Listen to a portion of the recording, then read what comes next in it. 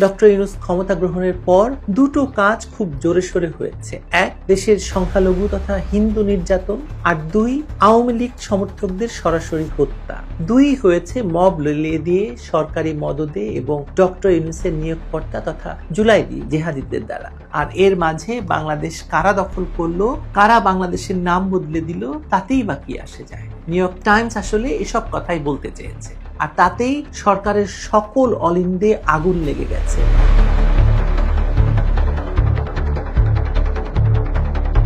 New York Times যখন শেখ হাসিনা সরকারের বিরুদ্ধে সংবাদ পরিবেশন করেছিল, তখন এই প্রোপাগান্ডার সচিব কাছা খুলে লাফিয়েছিলেন।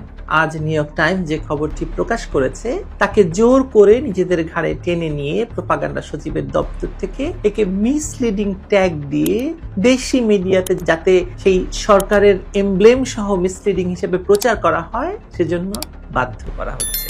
অথচ ক্ষমতায় বসেই ডক্টর ইউনূস বলেছিলেন, এবার আপনারা প্রাণ খুলে আমাদের সমালোচনা করুন। সমালোচনা সামান্য আলাপ আজকাল আর পত্রপত্রিকায় হয় না এই সরকারকে নিয়ে। কেবলই প্রশংসা, কেবলই প্রশংসা আর প্রশংসা। ডক্টর ইউনূস টুপি মাথায় দিয়েছেন, বাহ। ডক্টর ইউনূস নামাজ পড়েছেন, দারুণ দারুণ। রোজায় দাম বাড়েনি জিনিসপত্রের, উত্তম, অতি উত্তম। কিন্তু যেই কেউ বলে উঠবে যে দেশের আইন শৃঙ্খলা পরিস্থিতি ভয়াবহ আকার ধারণ করেছে, অমনি প্রোপাগান্ডা সচিবের দপ্তর থেকে তার বিরুদ্ধে লেলিয়ে দেওয়া হবে মব। যখনই কেউ বলবেন দেশের চালের দাম তো ইতিহাসে সর্বোচ্চ, তখনই সরকারের পক্ষ থেকে তাকে পাকড়াও করতে নির্দেশ দেওয়া হবে, যেমনটি নিউ ইয়র্ক টাইমসের ক্ষেত্রে হচ্ছে। নিউ ইয়র্ক টাইমস কি বলেছে বলুন তো? বলেছে যে ডক্টর ইউনূস যাদের সঙ্গে মেটিকুলাস প্ল্যান করে শেখ হাসিনাকে ক্ষমতাচ্যুত করেছে, তারা ক্রমশ দেশটিকে একটি ইসলামিক জঙ্গিবাদের রাষ্ট্রে পরিণত করতে চাইছে। অনেকগুলো উদাহরণ টেনে পত্রিকাটির এই রিপোর্টাজ একথাই বলছে যে ডক্টর ইউনূস যতটা না গণতান্ত্রিক সংস্কারের জন্য উদ্যমী, ততটা ঠিক দেশের এই মোল্লাতন্ত্র বিরোধী নন। তিনি দুর্বল এবং এক প্রকার জিম্মিও এইসব জুলাই সন্ত্রাসীদের কাছে। ফলে বাংলাদেশ যখন একটি নতুন পথে হাঁটছে, তখন ইসলামিক জঙ্গিরা সুযোগ খুঁজছে দেশের দখল নিতে। এই যদি হয় প্রকাশিত সংবাদটির মূল কথা, তাহলে আপনিই বলুন সংবাদটির কোন অংশকে আপনি মিথ্যা বলবেন, মিসলিডিং বলবেন। ডক্টর ইউনূস তো ক্ষমতায় বসেইছেন এদের সঙ্গে একটি মেটিকুলাস ডিজাইনের মাধ্যমে ক্ষমতা দখল করে, তাই তো?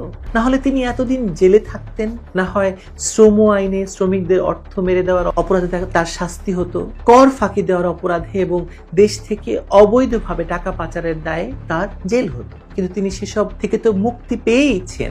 হাজার হাজার কোটি টাকার করও মওকুফ করে নিয়েছেন নিজের ও গ্রামীণ ফোনের নামে। এসব কথা কিন্তু পত্রিকাটি ভুলে উচ্চারণ করেন। ডক্টর ইউনূস ক্ষমতা গ্রহণের পর দুটো কাজ খুব জোরে সোরে হয়েছে।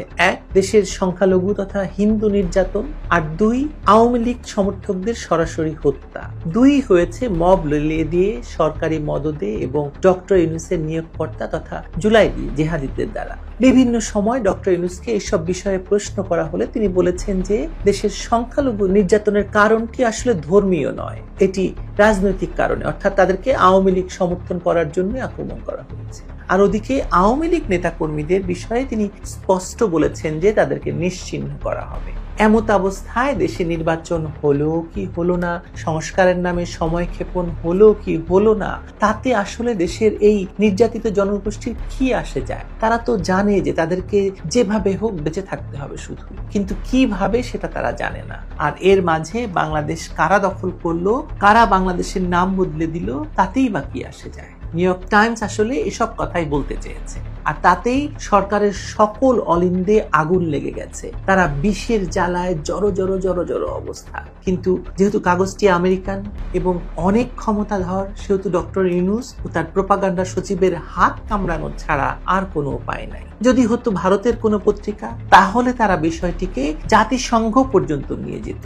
অথচ নিউ ইয়র্ক টাইমস যা আজ বলেছে, তা আমরা অনেকদিন ধরেই বলে আসছি, আর ভারতের মিডিয়াতেও এসব কথাই উচ্চারিত হয়েছে শুরু থেকেই।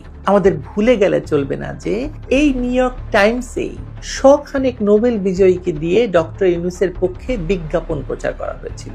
কয়েকশো হলিউডের নায়ক নায়িকা, গায়িকা আর রাজনীতিবিদও ডক্টর ইউনূসকে সমর্থন করে সেই বিজ্ঞাপন দিয়েছিলেন। খরচ দিয়েছিল ইউনূস সেন্টার। আবার হয়তো সেই সময় চলে এসেছে। এবারও হয়তো বিশাল অর্থ খরচ করে পাবলিসিটি এজেন্ট নিয়োগ দিয়ে ডক্টর ইউনূসকে রক্ষার জন্য বহু বর্ণের বিজ্ঞাপন পাবে নিউ ইয়র্ক টাইমস।